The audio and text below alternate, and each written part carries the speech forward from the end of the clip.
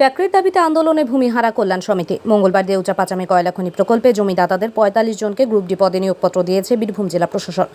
বুধবার চাকরির দাবিতে পথে নামল বক্রেশ্বর ভূমিহারা কল্যাণ সমিতি। বক্রেশ্বর তাপবিদ্যুৎ কেন্দ্র তৈরি হওয়ার সময় জমি দিয়েছিল, কিন্তু তাদের এখনও চাকরি দেওয়া হয়নি। বহুবার প্রশাসনের কাছে গেলেও সুরাহা হয়নি। জামবনি থেকে পদযাত্রা করে তাপবিদ্যুৎ জিএম বিল্ডিং যাওয়ার গেটের সামনে অবস্থানে বসে ভূমিহারা কল্যাণ সমিতির সদস্যরা। তাদের অভিযোগ ৬ মাসের ট্রেনিং করিয়ে এখন চাকরি দিচ্ছে না। পরে ৬ সদস্যের এক প্রতিনিধি দল জিএম এর সঙ্গে দেখা করে। বৃষ্টি উপেক্ষা করে চলে আন্দোলন। বিপ্লব দাস, ইন্দ্রজিৎ দাস, বৈরাগ্য, মণিমালা মণ্ডলরা বলেন, জিএম আমাদের আশ্বাস দিয়েছেন তাপবিদ্যুৎ কেন্দ্রের ৬ নম্বর ইউনিট হলে বেশ কিছু কর্মসংস্থান করা হবে। পাশাপাশি তাপবিদ্যুৎ কেন্দ্রের জলাধারে সোলার প্যানেল বসবে, সেখানে কিছু কর্মসংস্থান হবে। দক্ষতা বৃদ্ধির জন্য জব ফেয়ারে অংশগ্রহণ করতে পারে।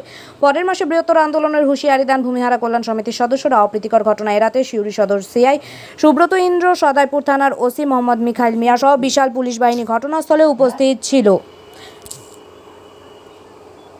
অবিলম্বে নিয়োগ করতে হবে। পক্ষটা ভূমিহারাদের অবিলম্বে নিয়োগ করতে হবে। বঞ্চিত করে লেবার করানো মানছি না, মানবো না। এই সবাই বলো গো, মানছি না, মানবো না।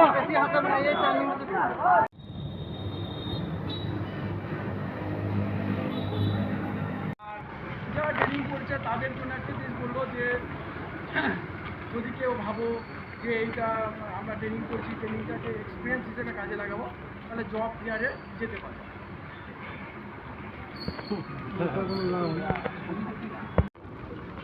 প্রকল্পে চাকরি দিতে হবে, প্রশিক্ষণের সম্পূর্ণ তালিকা প্রকাশ করতে হবে এবং প্রশিক্ষণের নিশ্চিতকরণ করতে হবে।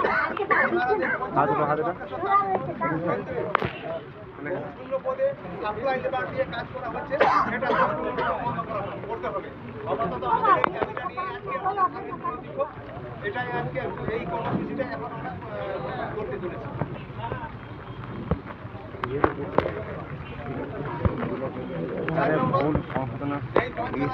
দীর্ঘদিন ধরে আমরা বা আমাদের পরিবার প্রবলভাবে ক্ষতিগ্রস্ত